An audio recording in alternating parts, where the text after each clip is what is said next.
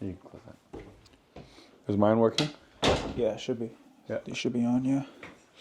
Yo, yo, yo, yo, yo. Yeah. It's a good...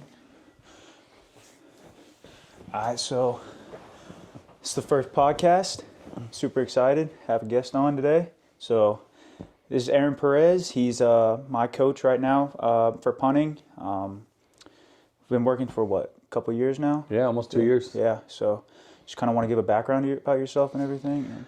Yeah, man. So I grew up in a much different time. I grew up in Southern California, played at the University of California, Los Angeles, UCLA, had a scholarship there, and again, in a much different time, but had a great experience, gave it a little bit in the NFL, signed with a couple teams, but ultimately I feel like my plan was to become a coach and to create a space that I could, coach punters.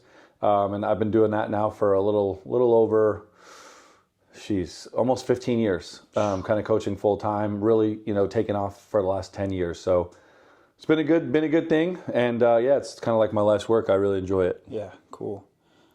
What was like your biggest high, I guess, at UCLA in terms of punting or just anything that was successful in your time at UCLA? Yeah, man. So two things really stand out. First of all, my sophomore year, our biggest rivals, obviously Southern Cal. Getting to play in such a historical game, right? UCLA USC is kind of typically considered one of the top, I would say 5, but some people may say 10, like rivalries in college football, right? You have your Michigan, Ohio State, you have your Alabama Auburns, and you have your Florida Tennessees, your big rivalries. Out on the West Coast, UCLA USC historically has been one of the bigger ones. So getting to be a part of that for 4 years, we did upset them in 2006, but I went during the time, I got to punt to Reggie Bush the year he won the Heisman. I got to punt to Deshaun Jackson. So like the Pac-10 at that time was pretty stacked. So I would say getting to be a part of such a historical game.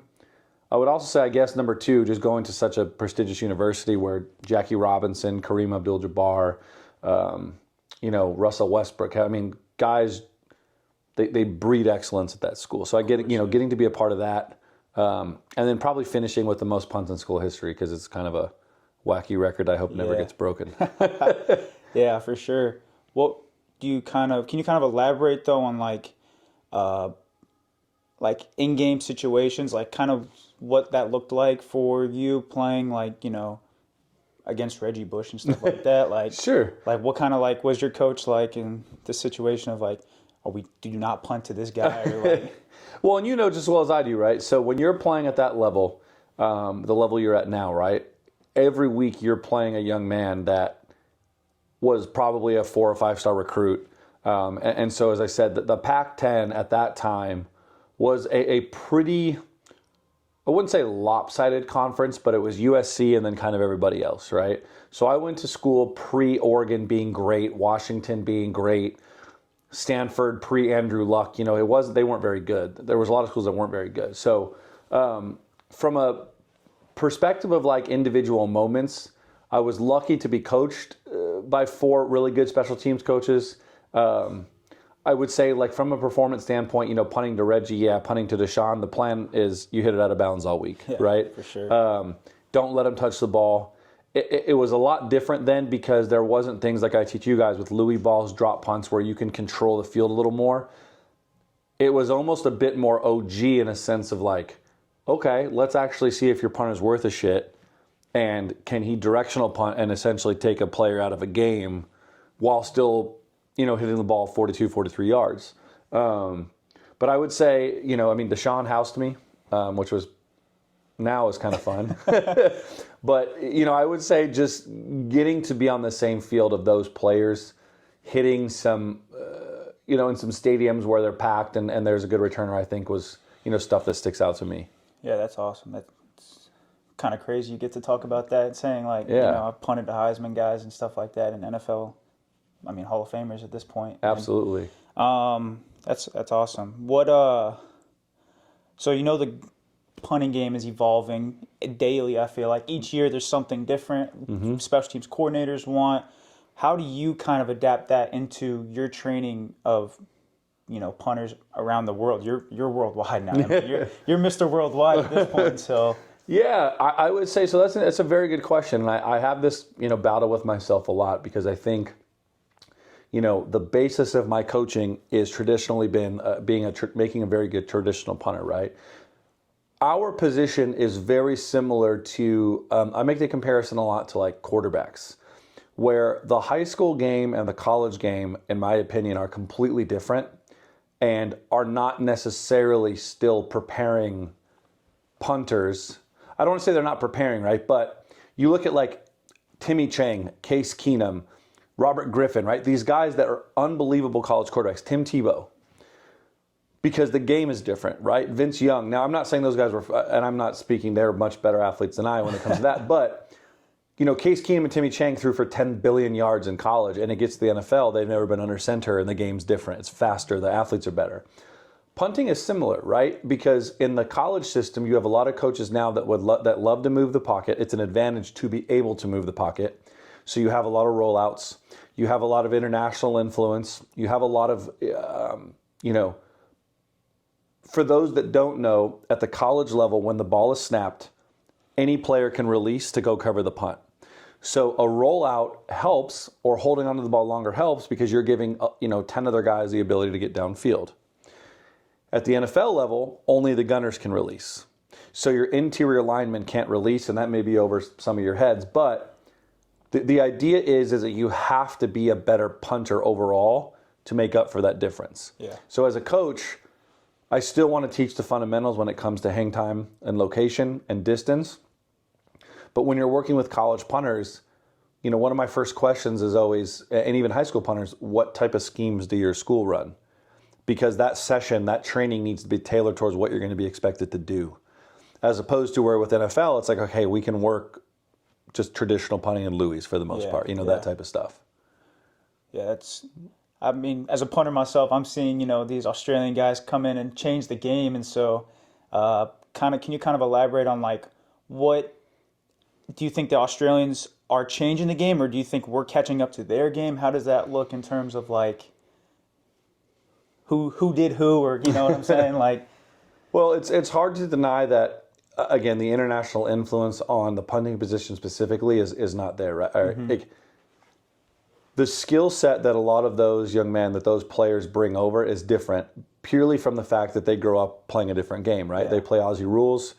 Again, for those of you listening that may not know, it's high volume running, a lot of endurance, but the way that they score points is by punting, essentially drop punting balls, kicking the balls through uprights.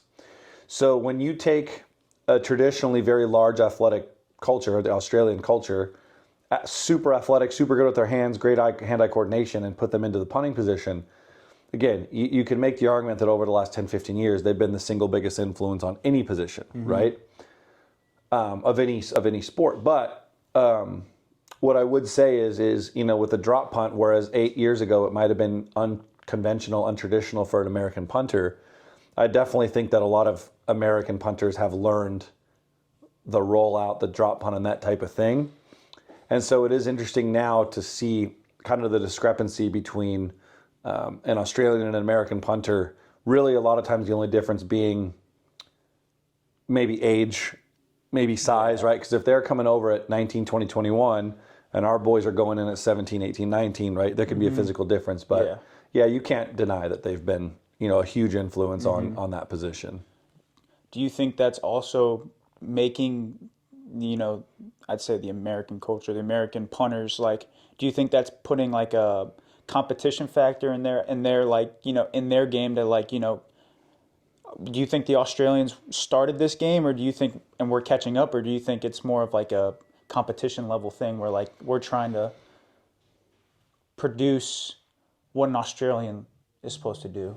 Well, I definitely think there's an element, and again, I think you'd be ignorant to not say that we had to, in a way, even though it's a U.S.-based game, mm-hmm. it's a global game, right? Yeah. But we've had to make adjustments because a lot of coaches who appreciate that skill set, the ability to roll out, hit balls on the run.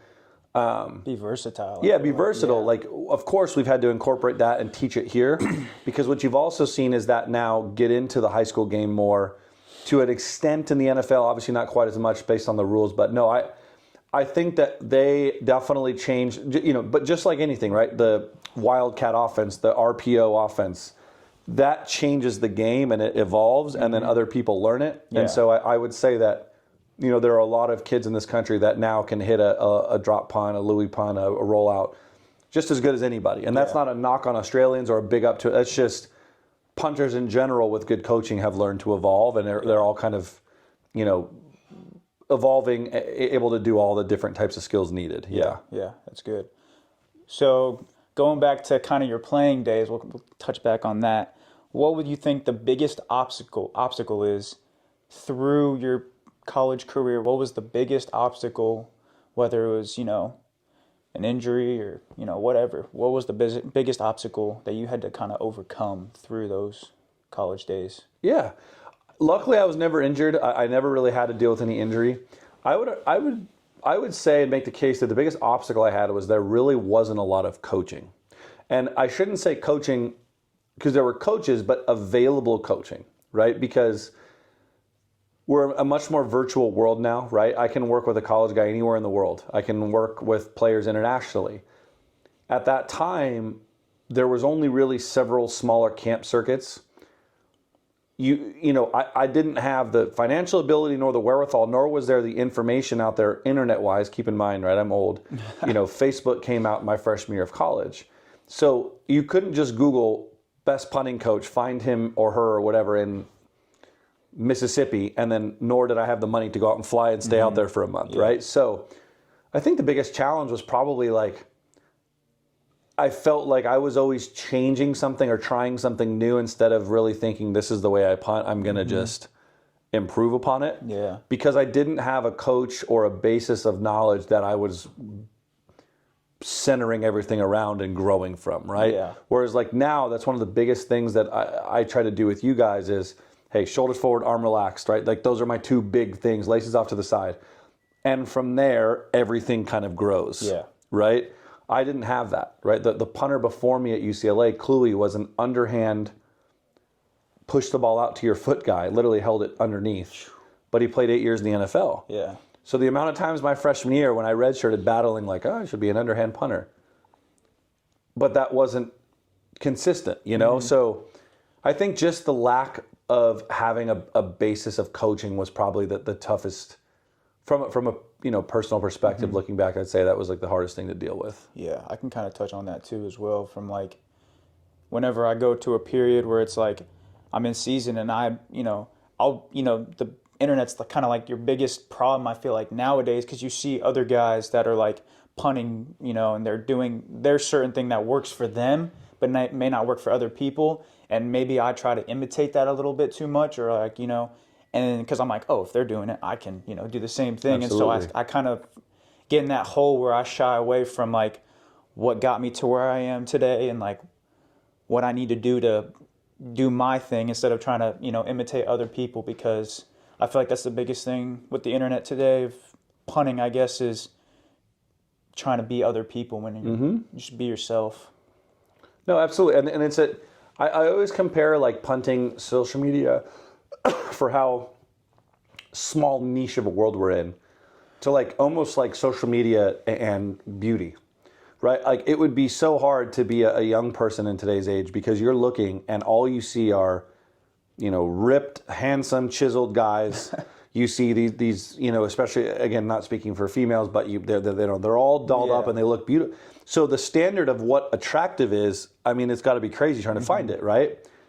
And the same thing happens in punting where all you're ever seeing are huge hang times, huge distances, the best balls. Yeah. And so your standard of what is good, what level you should be at, what your measuring stick is so warped. So I agree with you, right? It's hard to know what works, but that's where I think having, I make the argument, it drives me nuts when I hear people say that you should go see a bunch of different coaches. There's an argument to be made when you're young and if you're a young punter and maybe if you're trying to find who you like. Yeah. But at a certain point, I ask people did Brady have multiple quarterback coaches? Was he getting input from 10 different people? Does Aaron Judge have 10 hitting coaches? No, they find someone whose philosophy they believe in and who's proven. Yeah. And they stick with it and they go, no matter what, I'm not going to deviate from our path. And I think at a certain point, to your point, you just have to go, this is what I believe in, and I'm going to block out every other thing, and that's eventually how it's going to grow. Yeah. I totally agree on that because I feel like nowadays with this, people want to go to camps and get ranked and everything, and it's like, yeah, that's great for for the kicking world. Let me say that the kicking and punting world is completely different than like your average 4-star, 5-star, athlete. I mean, it's like kids will pay thousands and thousands and thousands of dollars to go to these camps and just to get ranked, but not really like take the time to like learn how to like just the art of the game. I feel like, especially from punting, I feel like punting is legit an art. I feel like there's a rhythm to it. There's, everything's just so like meticulous and just everything's got to be right for everything to happen. So I feel like, with this punting world we live in now, you got to find someone like a coach that obviously you trust and you believe in, and also has a history, has a good record. And so kind of moving forward now with this question, how did you start the Punt Factory? So when I graduated UCLA, I had started already kind of working camps with Chris Saylor, who helped me, at the time get a scholarship. And back in my day, 2000, 2001, 2002, I mean, he was really the only big kind of camp growing. And luckily for me, he was based in my area, right, Southern California. So when I was in college, I would start to go back and help. I would coach at his Vegas camps. I would coach at local California camps. And then once I graduated, I started traveling with him around the country. So, for the first year, he'd call me and be like, hey, what are you doing tomorrow? Can you fly to Charlotte? I have a camp on Sunday. I'll fly you out tomorrow, fly you back Sunday night. And at the time, when you're 21, 22 years old, you're like, this is great. Yeah. I'm flying all around. I get to go, check people out at the airport and just be a jet setter. What I was learning without knowing it, right, was like how to organize a camp, how to run a camp, what a structure should look like, what the timing should look like, what the scheduling should look like. When do I go in early? Where do I get the hotel? All of the small logistics it takes to coach, right? And so the other side of it was I was growing this reputation as being one of, there are other punt coaches, but being one of like the kind of young up and coming like punt coaches nationally that was attached to a bigger brand, right? So inevitably I was building my brand. In 2013, 2014, I was coaching. I was living in San Diego, and I had 3 boys in San Diego I worked with, one of whom was Jake Bailey. Kyle Thompson and Brandon Hong were the other 2. Where I was born and raised, where my family lived in LA, I had Blake Cusick, Blake Maimone, Blake Johnson, so Arkansas, Fresno State, and Oregon, and a couple other boys. And what we would do is I would have the San Diego boys either drive up to LA to go against those guys, or the LA boys drive down. Yeah. And we would have these big like punting showdowns. And after one of the sessions, we were looking around, and Jake was going to go to Stanford. Those guys were going to the aforementioned schools. And one of the boys, Cusick, goes, hey, this is like a factory of punting. Yeah. I'm like, what do you mean? He's like, well, you're producing all these really good punters, like a punting factory. And I was like, oh, that sounds cool. Punting Factory. So I started calling it a Punting Factory, and it eventually shortened it to Punt Factory, and that's really where it started to grow. So it was just kind of by chance that someone said something like, that sounds dope. I'm going to roll with that. What do you think you would have named it if you didn't have that kind of occur? Aaron Perez punting. Something super simple and traditional. But I think the Punt Factory now, what I want it to represent, right, is 2 things. Like on the player side, when a coach asks or hears Punt Factory, they know that there's a certain pedigree of punter that they're going to get, right? That has a certain style, that has a very distinct, simple skill set with, like I talked about, the arm, the laces, the shoulders. And on the reputation side, I've always wanted it to be something where people know, like, I'm going to get a laid back, easygoing coach, but that's the best at what he does, right? And I want it to become a brand that's associated with, like, there's no pressure, it's fun, we have fun, there's banter, as you know, especially like United fans. But, we also, when we work. Yeah. And I also want to now kind of been working on creating this kind of like family environment where, you have boys staying in Hendersonville, we're all in that group chat. I want it to be this kind of family environment where, we're creating essentially a community of guys, because it's a tough kind of isolated position, and I'm really enjoying kind of having you guys connect with each other, and also like grow that side of it, right, from a confidence side. Yeah. It definitely helps too, because being in those group chats, like for me at least, you send a video in, and you have other guys who work with you, know what right is, and be able to correct everybody else too as well, and be able to just kind of also build that relationship with other people. And like, I played against what's the guy from Kansas? What's his name? Kansas. Punter. Come on. Kansas Jayhawks? Yeah. Reese Vernon? Yeah. Okay. So I played against him, and I knew he worked with you, and he knew he worked with me, or that I worked with you. So it was just like we kind of hit it off real quick and exchanged footballs at the end and everything. And so it was cool. But yeah. So it's just stuff like that. You never forget, dude. And that's what it is though, because when you get to my age, yes, you remember some of the wins and losses, you remember your big games, but it's the moments that you remember. It's like the little things where you're sitting here doing a podcast, or you're hanging out with the boys playing Fortnite. Like, that's the stuff that when you get older goes away. Yeah. And those are the things that you have such a special opportunity. So I'm always telling you guys, enjoy the moment, because it goes quick. I mean, you're going to be a senior now, right? I mean, and that's wild. I know. To think about. So it's just, part of that community, as I said, I wanted to try to create. And I think that, we've got a really good thing going in terms of that side of things. Yeah. So going back to the worldwide side of it, you're going to Japan, right? Thursday. On Thursday. Yeah. What kind of attracted you to going across the whole world and like kind of bringing this game over there? Like, did the game bring you over there? Or are you trying to bring the game over there? What's kind of going on with that? Yeah, man. So this all started about a year. So first of all, it started in 2020. We launched PuntFactory Australia. Unfortunately, I never got to go to Australia. I did have a ticket to go, and it was the day the world shut down for COVID. Oh. And I'm almost lucky I didn't go 2 days earlier, and I was stuck there, But we ran that academy for a couple of years, had a lot of success, and a lot of those boys are over here living their dream. The next step that happened was about a year ago, I got in touch with this young man called Brad Charalembous in Britain. And he talked about partnering together and running camps. And he had told me about his infrastructure he had. He's a pretty good young kicking coach in London. And now for those of you that don't know, I'm a big Arsenal fan. So I heard like camps in London. I'm like, well, fam, what a great place. So we already know who the real team is, though. It's Man United. But yeah, I was going to say Man City is doing good, although they tied today. But all that being said, February, so actually a year ago this month, I had a Japanese player hit me up on email and basically roughly translated saying, I want to come to Nashville and train. I said, sure. I thought it was a bit fishy. I'm like, okay, is this person going to show up? And sure as hell, Yo showed up with his wife, Yuri. Yo spoke zero English, none, but Yuri did. So I spent a week with him. We trained 5 times. And after the 3rd or 4th session that night, they came over for dinner to the house, broke bread. And we kind of joked like, hey, we should bring a camp to Japan. He said, yeah, absolutely.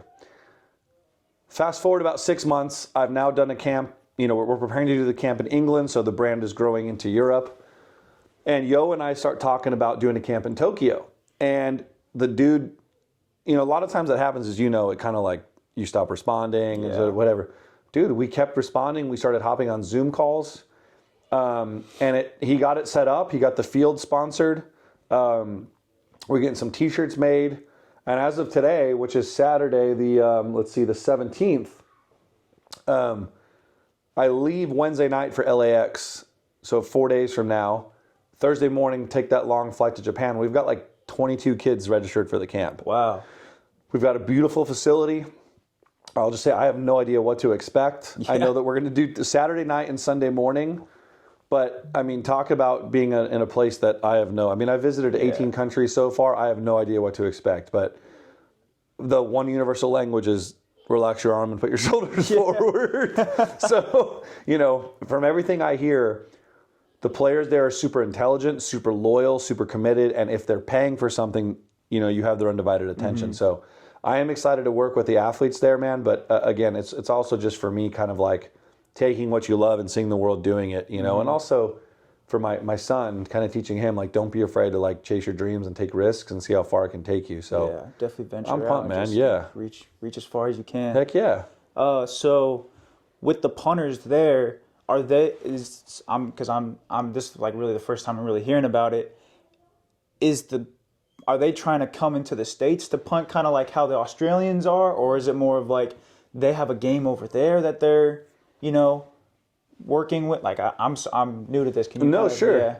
From what I understand, so they do have a league, and I believe, and then correct me if I'm wrong, and I'm Do they sorry. have like high school and stuff too, or is it more of like? So it's like what you would call like a semi-professional league. It's called the X League. Okay. And so from everything that I understand, it is more of a, like, I don't know that the players, I don't think they're getting paid, but, and I could be wrong, but I would assume it's not a lot of money. I think what it is more of a passion, they enjoy it. And I did ask Yo that, like, hey, do we need to put some sort of seminar in the middle of this talking about recruiting? And his response in so many words was, a lot of these players don't want to come to the U.S., they just want to improve their game and play in our league. Okay. So I would assume, again, without knowing as much, it's kind of like baseball in Latin America, right? Or even football in Mexico, which is low-key big.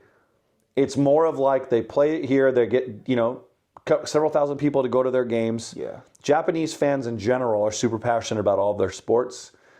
But there's a pretty decent-sized league. A lot of the colleges play it. But I think most of these guys are just looking to improve their skill set for their own domestic league. Yeah. Do they have colleges in Japan? I'm sure They do. They have universities. Because we're running one of the... Monday, I'm supposed to be running a session with University of Hosei, which is where Yo went. Okay. And I think he volunteer coaches there as well. Okay, so they have football and stuff there too. Oh yeah. Like is it American rules or is it like? Oh yeah, I believe so. And to put in perspective, Nick, I'm not bringing footballs. Yeah. They have the footballs there. They have the fields there. Gotcha. They have helmets there. We're apparently working on getting a very prominent Japanese YouTuber to come make content about it, which would be great because it would help blow up the brand. Oh yeah, for sure.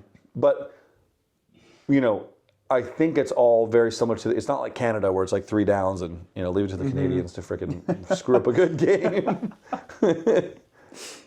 Good game, eh? Never mind. Yeah, I don't know how you take 3rd downs, punting out of bounds is a penalty. It's like, mate, what are we doing? Yeah.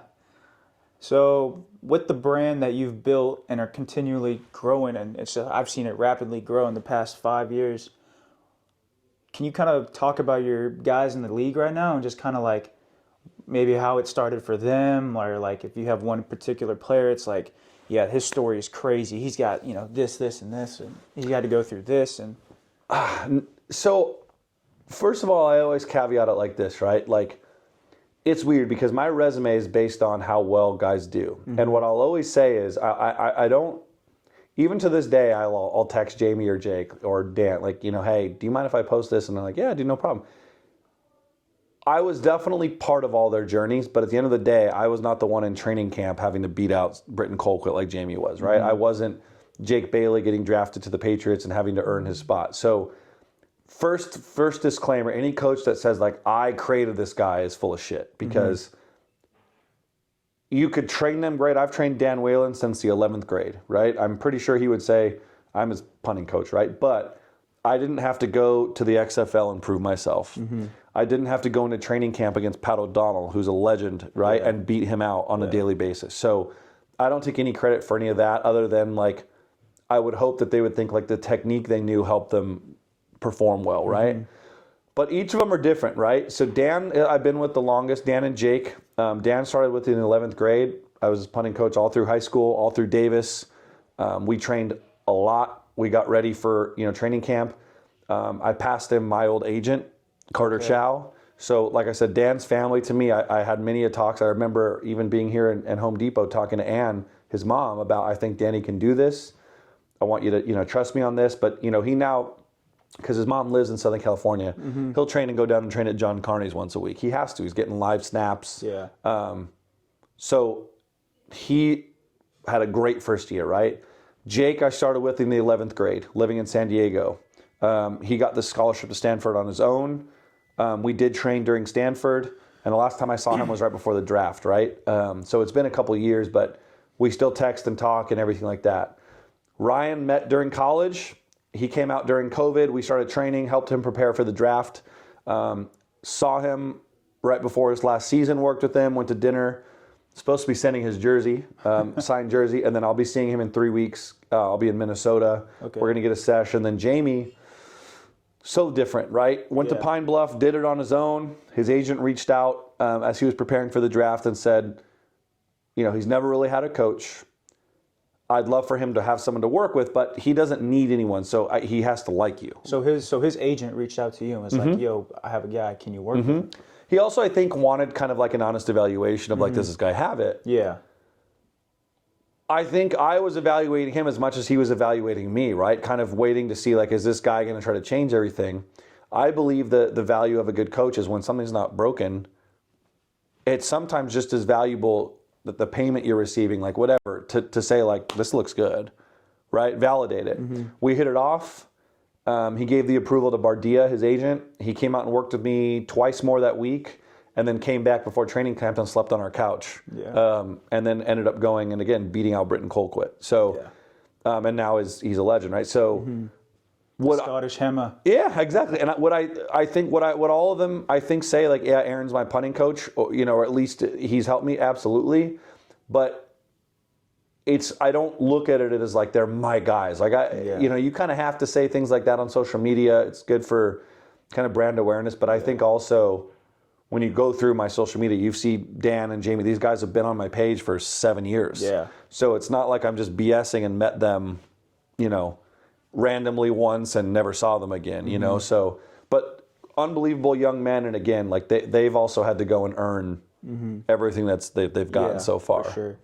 What does it look like now with like the guys that you've been training with, that have been training with you, I guess, for a couple of years now, and they're starting to make their transition to the league, and how's that looking like for, a pre-combine workout, I guess you can say? Like what is like your kind of go-to workout with them in terms of like, is it more technical? Is it more like directional punting? Like what do you kind of work on with those guys that are transitioning from college to NFL, XFL? Yeah. So I think it's twofold, right? It's the first question I have that I look at is like, how long do I have with them? And then any of the mistakes they're making, what's the risk? Like how long, like how much do we need to put into this before it's like, this is what it's going to be, right? So I'll take someone like George Triplett. George Triplett came in the first week of January. He's actually been staying at the house. We've been training 3 days a week for, 7 weeks. Georgie is super technical, super clean. So the technical side, we're talking subtle nuances, right? Your ball raises up a little bit. Let's try to get it set earlier. Let's get those shoulders a little more forward. Let's not jump into our first step, things like that. What I think the value is I've gone through all of the things they're going to go through, right? So I went through Tizoner's free agent combine. I went to an NFL rookie minicamp unsigned and had to get signed. I've gone through OTAs, right? I've had to have those conversations where you're being cut. And so I think part of it, Nick, is like just constantly talking about what to expect. Don't be surprised by this. Be ready for this. This is what can happen. But from an actual training perspective, a lot of it is just how to approach a combine, how to approach this type of punt. How do you handle yourself when you have to wait 15 minutes between punts at a combine you paid $900 for and you get 7 balls? Yeah. So those are the things that I think I help with. But obviously there's an element of technique in every session. But a lot of times as you guys are improving, it's more of like, hey, let's just remember this is our cue for this. Or if the ball goes inside, this is why. Try to keep it as simple as possible for them from a mental standpoint so they can just continue to, execute at a high level. Yeah.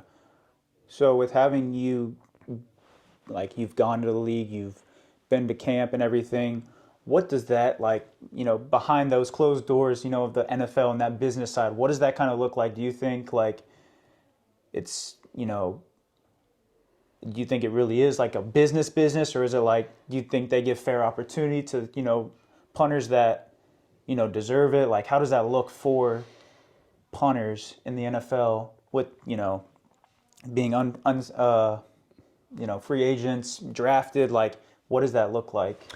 As you said, it is a business. And at the end of the day, when you think about it, the only thing the head coach wants is who gives us the best chance to win the football game, right? And so I think when it comes down to it, and I think that the contracts and the kickers and punters, specialists in general, speak for themselves. when you look at the last couple punters who have been paid, so AJ, Jake was paid.